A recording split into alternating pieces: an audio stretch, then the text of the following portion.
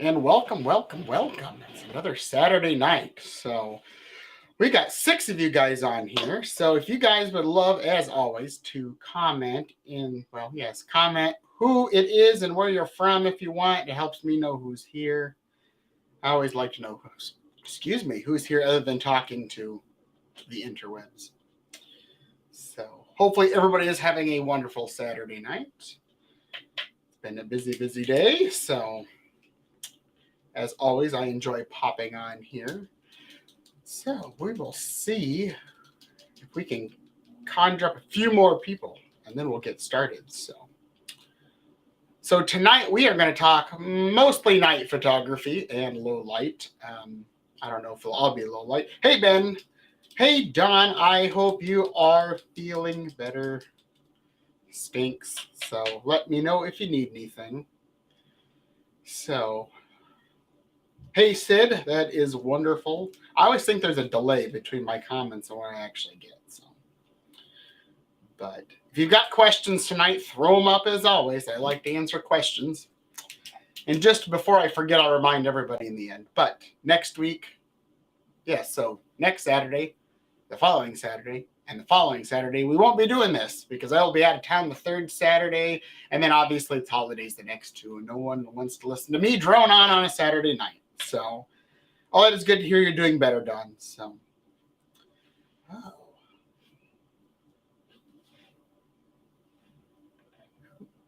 anybody else on here tonight? I don't know if Jan's on or Connie's on. Hey, Chris. Oh, looking good. Yeah, right?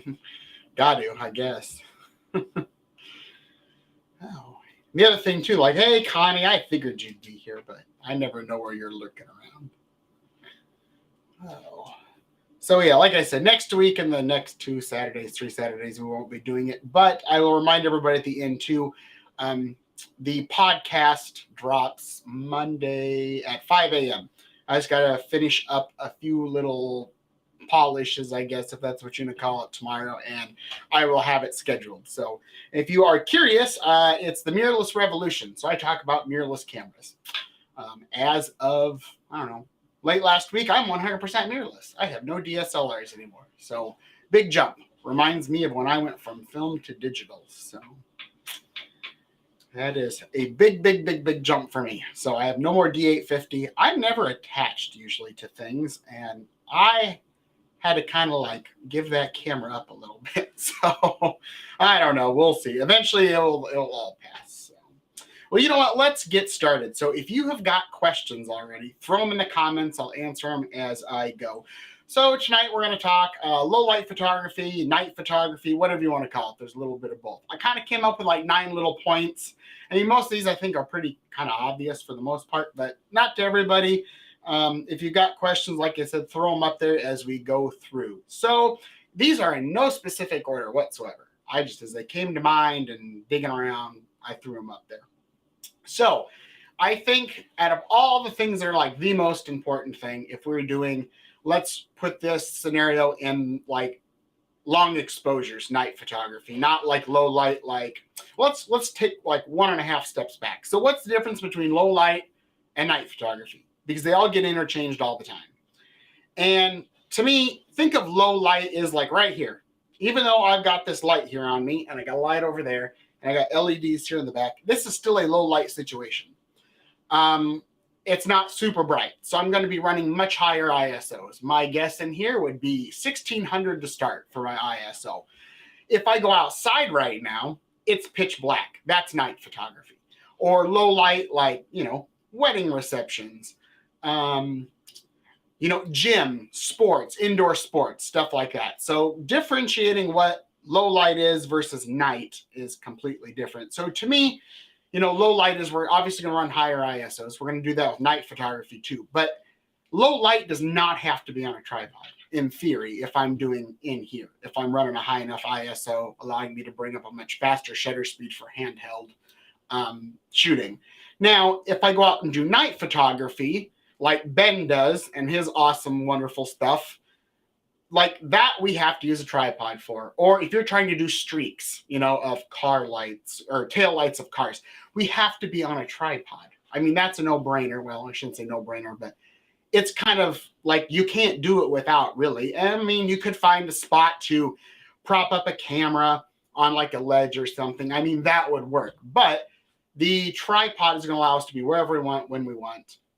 So that starts out with a tip. How about low light? Christmas lights. Yes. So Christmas lights. That's going to be on a tripod. That's night photography. I'm just thinking out of the top of my head, Adam. Where are you from, Adam? I do not recognize your name, and that's A-okay, but I'm just curious. So maybe you've been on before, and I just don't remember. But so night photography in the sense of like Christmas, I mean, you're going to have to run higher ISOs. I mean, you could, in theory, do Christmas lights without a tripod, but you don't have to. NYC. Awesome. So when you get into that, like, Christmas vibe in the sense of lights, I mean, yes, you're going to run a higher ISO. I would prefer to be on a tripod. Can I hand hold it? Yes. I'm going to have to go to really, really high ISOs. High ISOs probably, because it's going to be really dark. Unless I got a lot of lights, you know, but more than likely you're going to be on a tripod. I think the tripod for that type of photography, as well as night photography in general, it's going to just free you. You can be wherever you want. I would say settings wise, out of the top of my head, probably I might start like F4, F8. And just because when you have a smaller aperture, it's going to let in less light. So it is going to be darker if you do run a little lower ISO. So your colors might be a little bit more vibrant. Just know if we overexpose, all our colors are kind of going to go flat, versus if we underexpose, be a little brighter. Or sorry, a little darker. So hopefully that answered it. But the number one thing here is a tripod. So I get a lot of questions on tripods all the time. Outside of like the whole mirrorless thing lately, that's been a hot button topic for some weird reason. That's why I did a podcast on it for Monday. Is I always get questions on tripods. That's the big thing. Is like, what should I get for a tripod? And I'm going to say, what if you're shooting at night, but there are strobe lights? Ooh, that's a good question. I don't know if I've ever done that, Chris. So I'm assuming these are like strobe lights that are like on all the time, like strobing, obviously, like on and off. That would be kind of hard, I think, to expose for, just because your light is changing in a sense. It's getting brighter, darker, brighter, darker, brighter, darker. So you may have a little bit of inconsistency in exposure, and you may catch when you fire the shutter the bright portion at one point or the dark portion. I might have to stew on that one a little bit. That one's an interesting one. So back to tripods. Is I get all these questions. What do I do? Do I like what? Let's start out with like I get the question of what type of tripod. So when you look at tripod, do I go metal? Do I go carbon fiber? I will tell you, outside of lenses, the best investment that's going to last you a lifetime is a tripod. And don't get all wonky and get some junky piece of crap. I will tell you this, because you'll start out with an A-OK tripod. And if it's not sturdy when you got those legs out and that center column raised just slightly, and I'll go back to that here in a minute, and if you got a small breeze, it's going to get all wibbly wobbly. What about low light when at a Yankees game at night when the pitcher release? Season's greeting to you as well. Oh, so that's a good question. So that's kind of back into the world of sports photography in a sense. So I've done a lot of like low light stuff. That's going to be all handheld. So what I would do is I would get the fastest telephoto lens you got. And when I mean fast, I'm talking aperture, like 2.8. If it was me, I would be, the first thing I would grab out of my case over here, it's always on the floor, is, depending on how close I am on my budget, but my 70 to 200 2.8.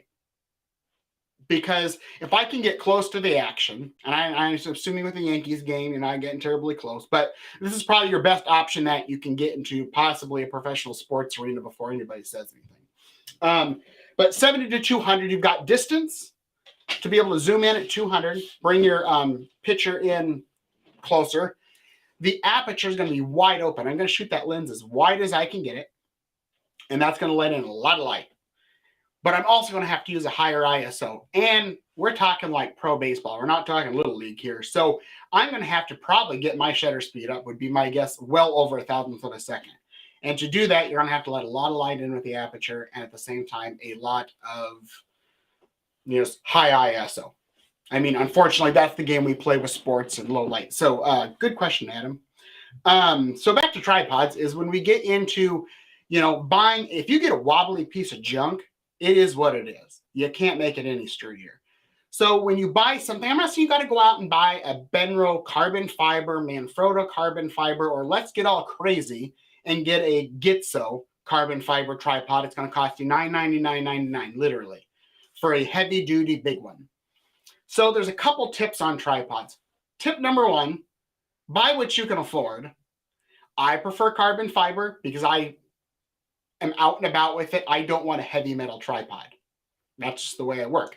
The other thing is take your camera body, the biggest camera you have, and the biggest lens you have, and figure out the weight. So if that lens is 7 pounds and the camera is 7 pounds, let's call it, say, 14 pounds, make sure that the tripod can support at minimum 14 pounds. If not, double that. So 28 pounds? So get one that could support up to 28 pounds. That's probably overkill. A lot of people say double that weight because that's going to allow you to still have a steady tripod with that nice heavy kit on it. Because again, any little wiggle jiggle on your, exposure is going to make it either really blurry or slightly soft. So we want to be as steady as possible. The other thing is they say, I used to test it when I worked at Photo Pros. If you take a metal tripod or an aluminum and you put your finger on the top and you tap on the leg, you can feel the vibrations in the tip of your finger. If you go back and do that with a carbon fiber, you'll still feel a little vibration, but there's a lot less. They say carbon fiber sucks up more of that vibrations. The other tip too is don't willy-nilly like circle around the tripod and stomp on it because in theory you are putting vibrations into the ground which go up the tripod. So stay still. The other thing that I like to use, cable release. I'm not touching the camera. Or if you don't have a cable release, that's a-okay. Go and get, just use your self-timer, 10 seconds. Because what we do is, if you're still using a DSLR with our reflex camera with the mirror in it, there's something that can happen is when you hit that button, it flips up. It can actually hit that little piece of foam at the top and give you a little bit of vibration. There is a thing called mirror lockup, meaning you focus the camera, you fire the shutter, the mirror will come up, lock up, hit the top of the camera, lock up, and then we'll fire the shutter a brief second, relay or kind of shortening that little vibration you can get from camera.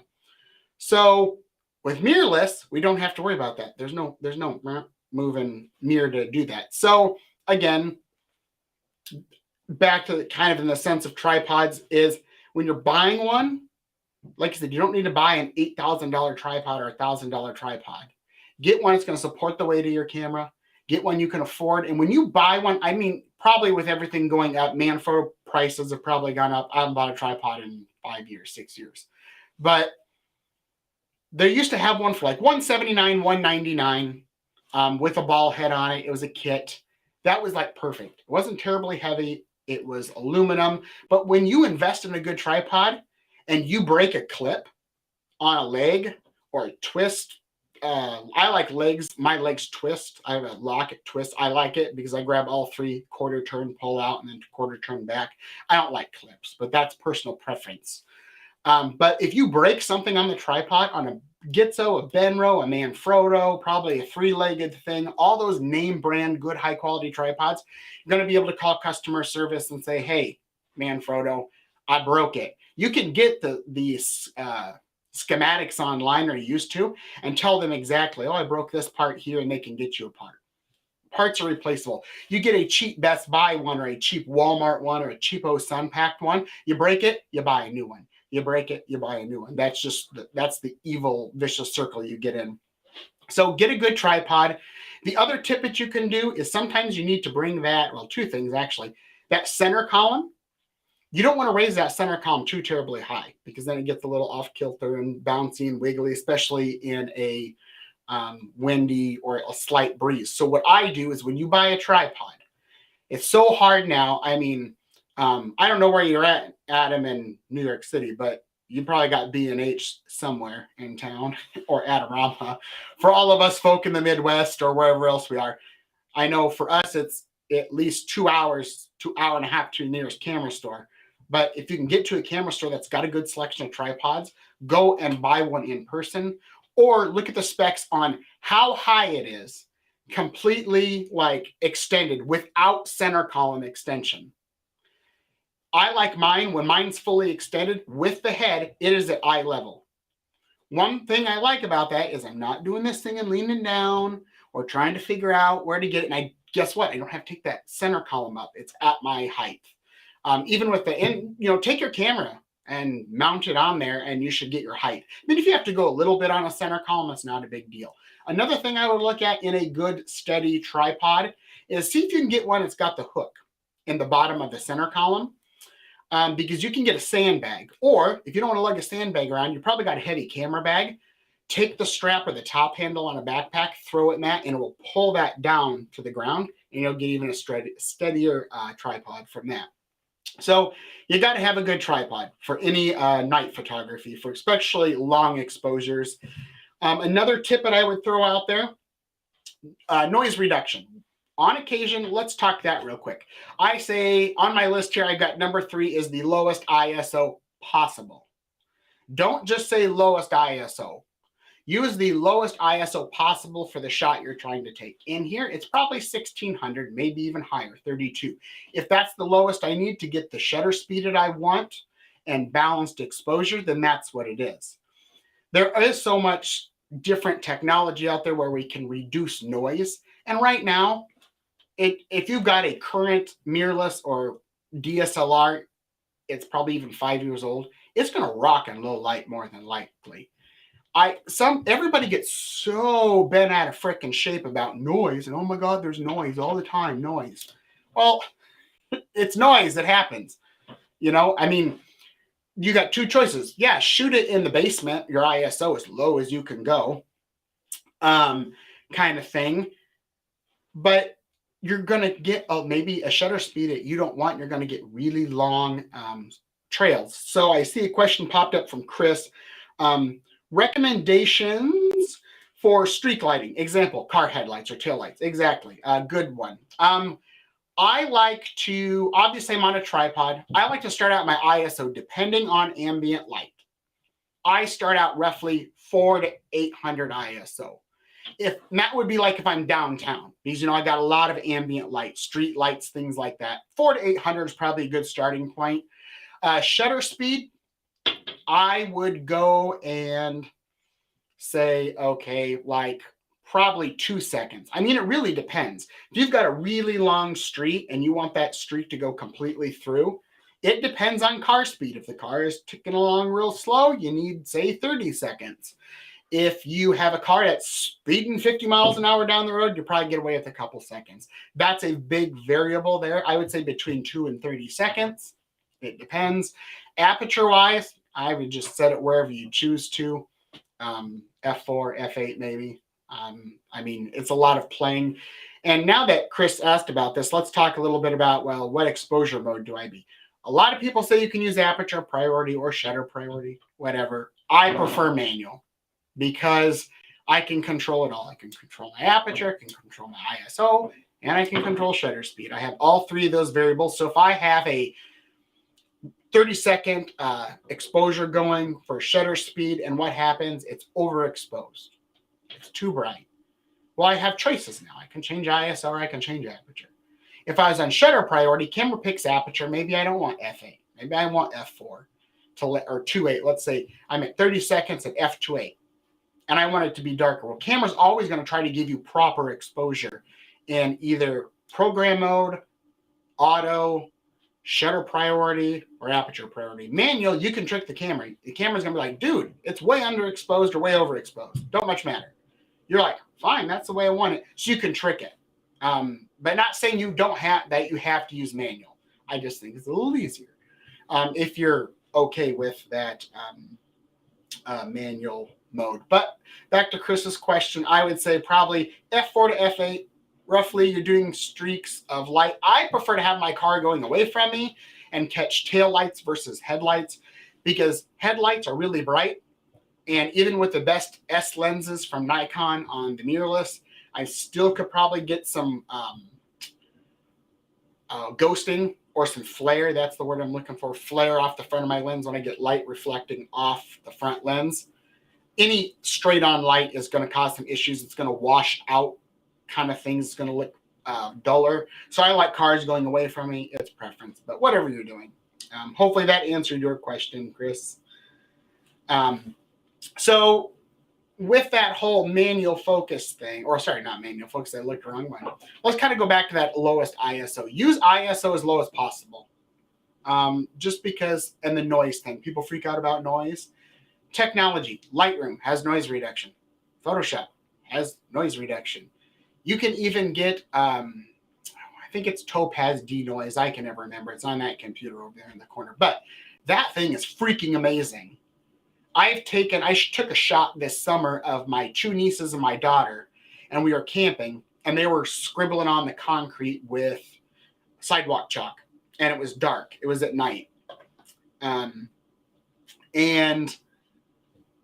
it was really dark, and they went and put headlamps on, and they were lighting each other up with headlamps. Even though I had a decent faint light source, what happened was I still had to be at 12,800. And even on my Nikon Z6 II, it was a little noisy, but it wasn't bad. I put it in that Topaz AI, whatever denoise, what the hell it's called.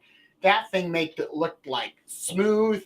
It was sharp still. It was crazy. So I saw Adam had another question. Let's pop that one up here. Is one last thing about when shooting fireworks, when bursts happen, is that low light? Yeah, I mean, it is a low light situation. To me, I consider that night photography. I'm doing really long exposures. I prefer on mine 2 to 4 seconds. I like to start out at ISO 400 to 1600 range on fireworks. That's just me. The old school, when people say do bulb mode, so that means as long as you got the button held down on your little shutter release, you can leave it open and catch the fireworks and just put something over it. I don't like that. But that's personal preference. Don't take that as gospel by any means. But for me, I do F4 to F8, 800, 400 to say 1600 ISO, and roughly play with my shutter speed around there. But yeah, I mean, it is considered, Topaz AI is correct. Thank you, Tom, or John. That's a long week. But yeah, so I mean, you can, when they burst, you can catch probably multiples. I like 1 or 2 bursts, I always stop and I don't photograph the grand finale because it always overexposes. Love the studio set upgrades, Jess. Thank you. Lots of things. I'm upgrading, always upgrading. So back to the noise thing. Noise is not a bad thing. It's not. We've all been ingrained into our head, no pun intended. I wasn't planning on that one. That it's bad.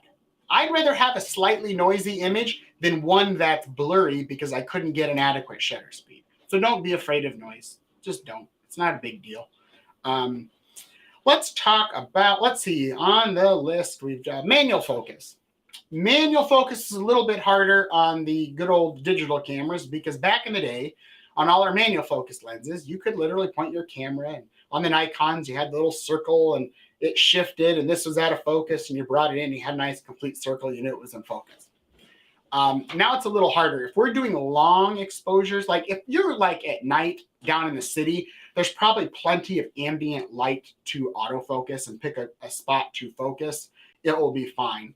Now with the freaking craziness of the capabilities of our cameras and being able to focus in low light, that helps a lot too. But let's say you're doing the Milky Way and you want to go to infinity focus. The thing that I like to do is I will go in and bring up live view, and I will zoom in on live view, and I'll pick a point, like maybe it's a light on a farm out in the distance or a star. And I will manually focus zoomed in real big on the screen until it gets in focus, then I'll back it off. And then I go into manual focus. Well, I usually have the lens set into manual focus already, and then I do it from there. So a lot of people say manual focus, and I'm talking manual focus for like really dark stuff, things where like I was at the Badlands last year, and I always have wanted to see the Milky Way at the Badlands, but I was never there at night. We actually went camping for the week. It was 120% photo trip. That's all I was there for. So we went out, kind of cloudy, but got to see the Milky Way. That was so freaking dark, we had to manually focus. So know that that is an option, but if I'm kind of lazy, if I can get it to autofocus, I'll autofocus, to be honest. So, you know, it's one of those things. You don't have to manual focus. You can if you want. But again, all personal preference. But there are times the camera will autofocus and there are times it will not. I would say the other thing that I like to do if I'm doing night photography in the sense where it's pitch black out, I like to photograph on nights if I'm doing landscape stuff where there's a full moon, because it gives me a lot of light, ambient light in theory, compared to pitch black. And then I can get little shorter shutter speeds and exposure time. The other thing is shoot raw. If is all capitalized on my sheet in front of me, if possible. If you're new to photography and you don't have, say, Lightroom or Photoshop or something that can read a raw file, it's kind of pointless to do it. And you have to edit a raw file. Think of your raw file as when you went to the days of the darkroom and you got a negative. We didn't just whip out the negative, throw it in the enlarge, and wham, bam, here's a print and you're done. You developed a print, literally. You did all the burning, the dodging, and all that good stuff. We still do that in Lightroom. There's no, people will sit and say digital manipulation is way different than film. No, it's not. We burned and dodged in the Lightroom. Ansel Adams, there's a video out there I should show you sometime, showing his negative and his prints and how much work he did and so on and so forth. So it's not a bad thing. But a raw allows you to develop to your creativity, to what you want to do. I'm not a purist in the form of landscape. I really not. I'm not like taking huge trees out or anything, or I'm not adding things in. I'm not doing composite work. But some people are such purists that they take out the little, don't take out the little thing in the corner of the frame. I'll take that out. But raw allows you to have a lot more information in the photo. And when that happens, you can develop it more in Lightroom or Photoshop. I shoot everything raw. I have since. I think the only thing I don't shoot raw is sports. It's pointless for me. I usually got spot on exposure anyway. The raw files, even with the fast card, bigger buffers on the cameras now, it slows things down a little bit, unless I'm shooting like a D6 or a Nikon Z9 or something. But Chris said, let's see. Shooting a full moon, dark but light. How to trick the camera with exposure? Oh, well, when I trick the camera with exposure, we're all kind of taught in this world in the sense that when we have our light meter, we got our underexposed side and our overexposed side, and we want it right in the middle at 0. I don't remember the last time I put my light meter in theory right at 0 in the middle.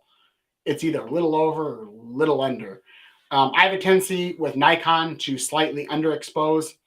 That's just my preference. Some people say exposed to the right of the histogram. That we could be here for hours discussing that, but it's one of those things is I trick it in the sense of the camera's going to say, Justin, here is the perfect exposure based off all the settings.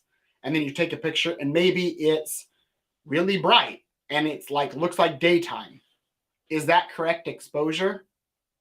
Yes, it can be if that's what you want. If I'm trying to realistically present the landscape or the subject per se in front of me with my eyes, it's probably not going to look that bright like daytime.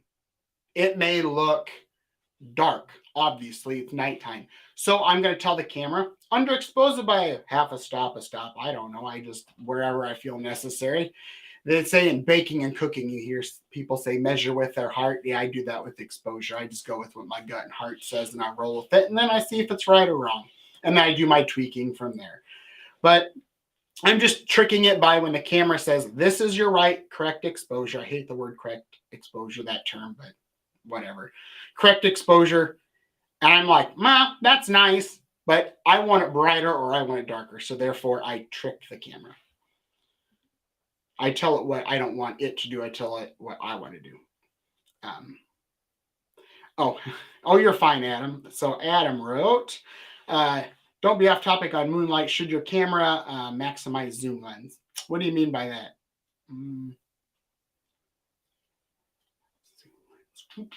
Why am I drawing a blank here? Comprehension is not my skill tonight. Once I get an explanation from you, I'll go back to that one. Where is it going? Oh, yes. So you can trick things. Let's look at vary your shutter speed. I've kind of talked about this in a sense, but choose different. Like Chris, when you said like what shutter speed do I pick, and I said between 2 and 30. That's a big range. 2 seconds, 30 seconds.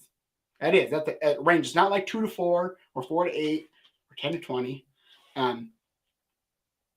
Get close to the moonlight. So I'm usually I don't want to say that. I usually shoot wide angle or standard 24 to 70 roughly on a lot of things. I don't ever put like per se the moon in the image. I just use the moon is giving me more ambient light. Because what happens, and this is a great kind of lead up to other things, is when we have a really long exposure, the moon becomes the blob. Instead of it being the perfect, nice circular moon that we know it as is, it becomes that wormy, streaky thing. Because what happens is obviously everything rotates with the Earth and the camera picks that up. Now, there are tools out there if you're all into astrophotography and get this stupid, crazy gimbal for a lot of money and it moves with the rotation, yak. But most of us aren't doing that or choose to do that. So let's kind of jump into, there's this thing called the 500 rule, the 600 rule, whatever the hell you want to call it. Some people say 500 works. But let's say we're doing a night landscape and we want our stars to be a pinpoint of light versus a star trail in the sense where the star becomes a streak. There's a rule where they say use 500. So what you really do is you take 500, divide that by the focal length of your lens. So an example is at 500, if I divide that by a 24 millimeter lens, my starting, that's the key word, starting shutter speed or exposure time should be, I think I calculated 20.8 seconds. Well, it's a little hard to go with 28 seconds. So I would go 20 seconds in the camera. And then that in theory should give me a pinpoint of light on the stars versus a streak. Then I zoom in on the back of my camera after I take the photo. And if they look nice pinpointy light, that's perfect. Usually you have to tweak that a little bit more or less. I hate math. I have an app on my phone called Photo Pills. It has a calculator for that. Now, here's the thing. If you want the longest exposure time available to get those pinpoints without having to do a really short exposure time, don't use a long telephoto lens. So I did the math on a 200 millimeter lens. So if I go, hey, Pamela, you're late, but you're here. That's all that matters. Is if you do a 200 millimeter lens, so let's say 24 millimeter shoots this wide. 200 obviously brings everything in a lot closer. It's more narrow. Well, what happens is when you take 500 divided by 200, it is 2.5 seconds. That's all the time we get. That may not be enough on the shutter speed end to let in enough light to hit the sensor to give you the exposure you want. So just know, with that rule, whether you call it 400, 500, 600 rule, whatever it is, everybody says it's different, whatever. We won't go there, but you can look into it a little bit more. The wider the lens, the better. Most of the time when people are doing astrophotography, night stuff, they're using at minimum a 24 millimeter lens probably, and that's what most people do. But I don't want to say that most people, and there's the box that everything fits inside the box. Things like there is no damn box, to be honest. Just do what you want. Use your creativity to how you're going to do it and experiment. Because if we all sit here and listen, this is, I'm helping you figure things out. But if you say, Justin said do exactly this, this, and this, if we all did that, it just becomes a giant hot mess. And we're all producing the same images. And it's hard enough the way it is, not producing the same images that everybody else does. But the 500 rule does help with exposure times and then kind of jumping all over. But that's okay. What else do we have here? I've gone through tripod, we've gone through manual focus, we've gone through the lowest ISO possible, manual focus, and shooting raw. One that we did not go through was varying exposure. That kind of goes back to Chris's thing is, what do I mean by tricking the camera? Well, I might take one purposely too bright in theory to the camera, and I might take one in theory to the camera, it's too dark. I might take one, it's right in the middle, and it's perfect exposure, correct exposure. The reason I do that on a lot of times is then I have multiple exposures to work with. Because let's say you underexpose everything and make it super dark. And you're like, I'm going to go to Lightroom and Photoshop and I'll just lighten it up. What happens is when you lighten it up, you're going to get more noise. You're going to see that digital noise in there. It's just what happens. So I'd rather on that inherently go a little brighter or normal. And then if I want to make it darker, I'll make it darker. That's just what I do. I'd rather have you have 80,000 pictures of one. We are not shooting frames. We are pretty much shooting pixels now. So pixels cost us really no money in theory, where film costs us a lot of money. So, you can have that leeway to change exposure. And what you thought was great yesterday, and then you come tomorrow and you sit down in front of the computer and you get all excited. I've been here. We've all probably been here. You throw the memory card into the card reader. You load it up to the computer. And you're like, well, that was a bad choice last night because you don't like what you did. But if you did varying exposures, too bright, too dark, or whatever you come up with, now you have all those to work with. So varying exposure works really, really well.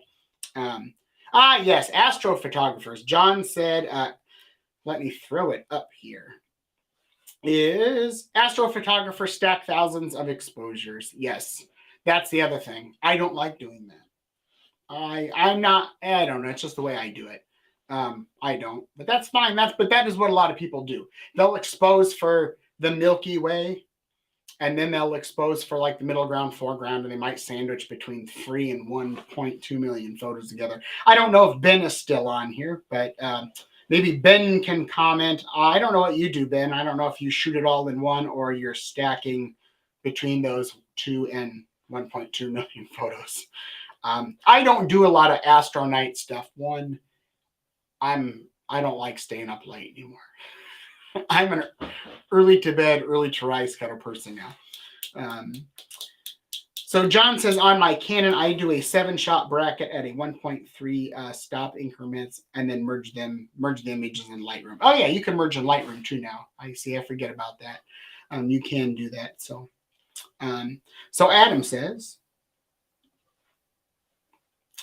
now what do I do if Times Square when the ball drops on New Year's Eve or the edge at night with low? You are welcome. I am here for advice. So it depends what you want, really. Kind of let's go back and talk about in the sense, let me leave that up there, is the sense that it depends what you want to show. You could do this image 2 ways, really, because you could do a longer exposure, maybe, and have the ball drop and streak and give a different look, or you could jack the ISO up, open up the aperture, let in as much light as possible, and get a faster shutter speed and try to freeze the ball moving. I mean, it depends on what you want. I like in night photography, this is my preference, that I like to show action and motion. Like Chris said, how do I get the car lights? I don't want cars froze in night stuff. I want them streaking around, moving and capturing movement. That's what I like. That's my preference. So it all really comes down, Adam, to what you want. Is what are you going to do? What does that final image in your head look like? Now, it's New Year's Eve. You have time to plan. That planning can consist of Googling Times Square photos at night during, New Year's Eve or whatever. Kind of get some ideas. You come up with your own ideas, and then you come prepared to the shoot and thinking, okay, it's probably going to be fairly bright. There might be all whatever. You can kind of calculate in your head and say, I might need this aperture. I might need this shutter speed. I might need this ISO. Other than getting there, setting the tripod up, the action is happening right in front of you. And what are you doing? you're fumbling. You're like, I don't know what to set it to. Is it this? You don't have time to experiment. The ball doesn't go up and down all night long. It goes up one time, comes down one time. Or if you're doing, it's not like a waterfall. If I'm doing slow shutter speeds of waterfall, water is always flowing. I messed it up, I can go back and start over. Or in Chris's instance, he sees a really cool car driving down the street. He only has one chance to get that shot. So that's what happens. So the one thing with night photography and low light stuff and just photography in general is the more you go out and shoot these just weird oddball scenarios, or you shoot more and more scenarios, that I tell people you kind of like a filing cabinet in your brain. File everything away in there. You can use it for later. And you're like, oh, I remember that time that I did it and I screwed up, and you'll never make a mistake at that point again. Shouldn't, or you'll know what to do. Or like, I way overexposed it at 20 seconds. Maybe I should have gone 15. You can try 15. So let's see. Any other questions? Any other night stuff? Boy, this whole hour goes by kind of fast. We're at 8:40. But throw up some more questions, because I'm kind of through my list. You know, the 500 rule, manual mode, varying exposures, vary your shutter speed, shoot raw, manual focus, use your lowest ISO if possible, manual focus, and then tripod. I mean, there's so much more. I'm going to throw you out a bonus tip that I just remembered. Most cameras probably have this. I can only speak to Nikon for sure. I think Canon has it too. But there's an option in the Nikon called the long exposure noise reduction. What's super cool is, let's say you take a 1 minute exposure on bulb mode. So bulb allows you to use a shutter release and open the shutter as long as you have battery power and the button's locked down. It will keep recording light. So if you're in a super pitch black place, you could do a 2 minute exposure. But what happens is you start to get noise. Obviously, you get noise. But if you do a 1 minute exposure in your image, the camera then takes it and processes the image in camera for an additional minute, and it tries to reduce the noise for you. You can set that to a low, medium, high. I think I have mine set to low. You have to be patient, because if you did a 5 minute exposure, the longest exposure I've ever done is 4 minutes, 4.5, 5. A guy and I were doing pitch black at night down by the Cedar River, working with LED lights, and we were light painting and all this stuff. And we did a 4 minute exposure. We went and lit up the trail with like these crazy lights and stuff, and back and forth. And it took 4 minutes. But guess what? We had our long exposure noise reduction on. So it was an 8 minute exposure, 4 for the actual exposure and 4 additional minutes for the noise reduction in camera. Did it help? It did help, but I'm very impatient. That's why I don't do night stuff very often. Oh, yes, Mr. Ricky Clark. I think this is the first time you've been here in a while. It says, night photography is my jam, right? I like it.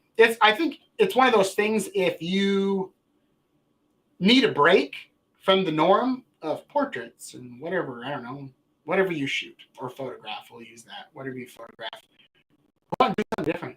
Go out and do night photography. It's a way different world. I talk in my class at Paul's Photo in the Creative Photo Academy out in Torrance, California. When I'm doing that, is I talk about different types of landscapes, representational, like I'm representing the landscape as is, or am I doing it abstractly, or am I doing it realistic, where I'm showing it as is. So you can do all that, and with night photography. I didn't talk too much, John, about aperture too much, other than I shoot it wide open and all that good stuff. But let's see. Oh, Ricky says, I love it. I like to walk around Dubuque at night and just do cool light streaks of cars. That's what I like. I like city kind of stuff. I shoot in parking garages. I had a thing for parking garages for a while. I wandered in the world of parking garages for quite a while and just photograph shadows and different things, and just very, what do I want to call it? Cityscape stuff. It's something different, but anymore, I don't do night photography by myself. I take somebody with me. Ricky says, I got the cops called on me in the parking garage. That's something else we should talk about. Yes. If you do enough night photography, the cops will show up every time. I was down in Ely, and they have a really old grain elevator out in middle of Ely and in town. And I was photographing kind of the stars over one ages ago in the summer, and I could hear like crunching like gravel. I'm like, oh, it's like 1 a.m. Who is out? And I hear, can I help you? And it was a Lynn County Sheriff's deputy. And he's like, what are you doing? And I'm like, taking pictures. And then he's like, really? He didn't believe me. I literally had a tripod in front of me and a camera. But he's just doing his job. I have no problem with that. I wasn't doing anything wrong. I wasn't trespassing. So then I got all excited. My camera, I'll show you. So maybe just I did. The dude's like, have a good night. And he kind of like pulled away and rolled up his window. So I was like, oh, whatever. To each their own. But yes, you will eventually get the cops called on you. The worst. I'm not even going to say the cops are the worst. It's freaking security guards. They're the worst. They act like you're there for illicit activities, man. Yeah, I think I don't know if I have the image on my Facebook anymore, but people in apartment buildings get nervous when you have a big lens. Yes. Where was I going? I don't remember. That's the way it works sometimes. John says, yeah, wide open because you are at infinity. Yes, some lenses aren't very sharp wide open. True. But you got to do what you got to do. That is right. I mean, the sweet spot on most lenses is like F8. And I remembered what it was, but F8 don't work well in low light. So like John says, you got to do what you got to do, and that's just like you do. Sometimes you got to do it by shooting high ISO, whether you want it or not, and guess what? You do it because that's what you need to do. Back to my other thing was, I think the weirdest thing I ever did was in college, I had to come up with a self-portrait series. I hate self-portraits. Hate. Done. They annoy me. I don't do them anymore for artistic purposes, right? Like in college. So what I did was I went to the Goodwill. I bought a chair, a lamp, a side table, and a newspaper. And I set up this chair on a bridge, like a living room kind of. I wanted to take this into a bigger project and have a whole living room in like the middle of a cornfield, but you know how much work that is to unload and load furniture. But I did where I was sitting there, and this is like, I don't know, like 10:30 at night, and I got my tripod like 20 feet in front of me, and I got my remote behind the newspaper. I got a flash too in my hand, and it looks like I'm reading I think USA Today, and I got my leg up on the other, and there's a lamp, and there's books on there, and I think I even had a coffee cup or something. I don't know. And I had this little like reading setup in the middle of a parking garage, and I hear a car come around the corner, and they just stop. And they're like, what on God's green earth is going on? Yep, there's just me sitting there like, hey. And they're like, oh my God, this guy's psycho. We better get out. Yes, security guards. I got busted by security when St. Luke's hired me to shoot their Christmas lights from the parking lot. They are the worst. Cops drive around by and wave. Security guards got a chip on their shoulder. It's 8:47 already. Wow, it seems like we got 14 in the end here. Yeah, this is awesome. So, well, I don't have much other than that. I could talk all night. We all know that. Any last minute questions before we wrap up this evening? No? Nothing? I'll give it a minute because, like I said, I think there is a short delay. But, go out and try some night photography. You're welcome, Tom, anytime. That is what I am here for. So as we wrap up, remember, if you weren't here at the beginning, obviously next Saturday is Christmas Eve. We're not doing a show. I'm not doing a show New Year's Eve because, like I said, who wants to listen to me drone on holidays? And the following, that third weekend, I think it's the 7th of January, I'll be out of town in Omaha. I might do, I'm just going to say I'm not going to do anything. There may be like a rando pop-up or something if I have time, but I don't think I probably will. So, and then after that, we'll be in the new year already. How weird is that? So that's super weird. But if you weren't here a little bit ago, you are, thanks, nerd. I'll text you later there, Ricky. I will try to make the next one next year. I thought you said next week. I'm like, did you not listen? We're not doing one next week. Oh, damn veterans. We don't listen. But I'm not going to have those 3 shows, but if you got any ideas for shows coming up, I think the next show I've got planned is planning your next photo adventure. So I'll go through some tips on what I do, planning things. And then if you weren't here in the beginning as well, when I was droning on and on, I just got to polish up episode 5 of the Next Shot podcast. If you don't know, I do a podcast. I don't know if anybody listens, but we are talking about what I call the mirrorless revolution. Drops 5 a.m. Monday morning over on wherever you find podcasts, really. I'll answer your question. One moment, Connie. I just thought pop up. Is I talk about, my mirrorless journey, how I just literally a week and a half, 2 weeks ago, went fully mirrorless. I kind of discussed, what the mirrorless camera is, the different types of mounts between Sony and Nikon and Canon, the different adapters and how to adapt lenses. And then guess what? I answered some followers' Facebook questions that follow me on Facebook. I know Connie asked one, Chris asked one, so you guys got your answers there. But I think it's about a 50-minute to an hour podcast, so I'm super excited because I used to do a podcast called Shutter Talk, and I only did 3 episodes on that one. I'm on 5, so I'm on fire, so I'm going to keep this rolling. But if you got ideas, right over here, I've got like 20 ideas, but I don't know if anybody wants to listen to those 20 ideas. I want to hear your ideas, so comment them down below here. Go to, I actually have a Facebook page for The Next Shot. Go to that, like it, follow it. I post the stuff there, post comments there. Like, I want to hear one about night photography. I want to hear one about shooting portraits or whatever, so on and so forth. Do that. If you haven't, I go live obviously every Saturday here on Facebook as well as YouTube. Go over and like my YouTube channel. I am planning video is going to be big in 2023 for me. Hint, hint. Lots of Saturday night exposures, lots of rando videos of me out and about doing things, probably things like that. So if you have ideas for that kind of stuff, things you guys want to hear, let me know. I'm more than welcome to produce the content for it and post it to YouTube and Facebook and all those good spots. But also, I want to, if you go out to the nextshotpodcast.com, that's where you can find all the episodes as well. If you're not on like Apple iTunes or Google and all those places, it's all right there. It all drops from my RSS feed, so you guys don't have to worry about it. There is a little microphone. Nobody's used it yet, but you can leave me a question.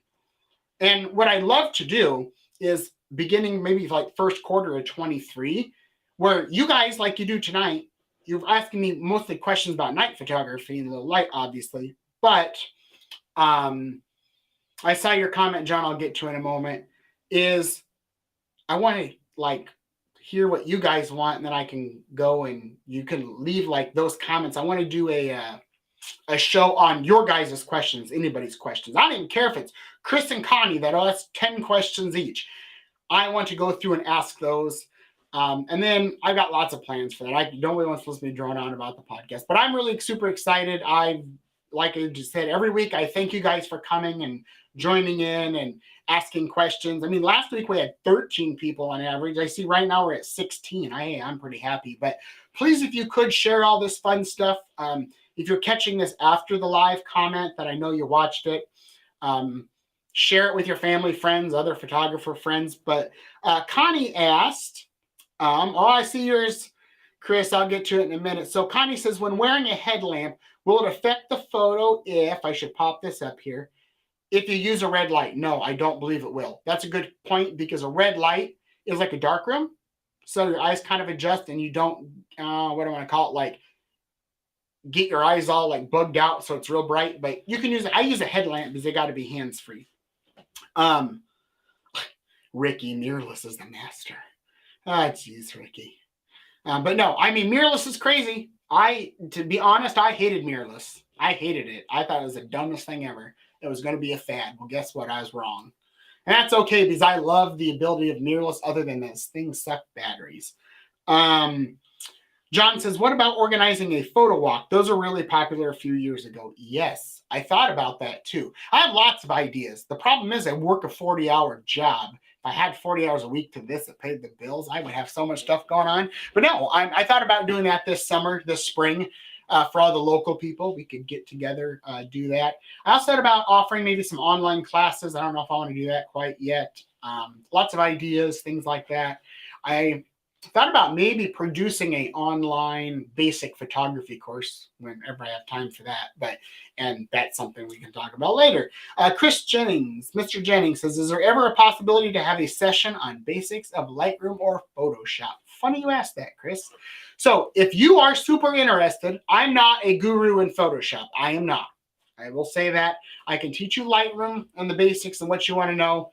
I was going to do a class with another photographer about, he was going to do Photoshop, I was going to do Lightroom, but I thought about doing a half-day workshop sometime. If you're interested, I would like to have at least 2 to 3 people. I'm not picky on how many I get. I was thinking $99 for the class. It's a half-day workshop where I will go through, show you how to edit basic edits, a little bit more intermediate, maybe slightly advanced stuff, if that's what you want to call it, in Lightroom. But then what I really wanted to do is have you guys bring a photo that you like or you struggle to edit and say, here it is loaded up, Justin. How would you edit this? Or you say, Justin, I want to make that sky different. I want to make it brighter or darker. I don't know how to do it. And I'm going to show you how to do it. So, because that's what I want all my classes to be, is for what you guys do. I hate to create a class and then people are like, that's not what I wanted. So, well, any other questions? I still got 14 people hanging strong. So, again, thank you guys for showing up. I enjoy it. So as long as you show up here on Saturday nights, I'm going to show up on Saturday nights. So it's a lot of fun. I enjoy it. I'm always looking for different things to talk about. Like I said, whether it's for the podcast or maybe a quick video that I can just shoot on the phone or do a whole 1 hour late night exposures live on it. So again, thank you guys for coming. Again, we won't have any sessions for the next 3 weeks. What will I do with myself? I should really rest is what I should do, because I've been busy since October. So I should probably take this time and rest, but I won't. I know myself, but I'll rest on my holiday nights. But thank you again. You guys have a wonderful Merry Christmas, Happy New Year, and hopefully somebody brings you some good photo presents. So, and if not, if they don't, take the advice from me. Go buy your own. That's what I did. Nobody ever buys me camera stuff because I'm picky. So again, you guys have a Merry Christmas, a Happy New Year, all that good stuff. You know where to find me: Facebook, YouTube, Instagram, all those places. Drop me a message, a line, whatever you want. That's awesome. So again, have a wonderful night. I will see you all in the new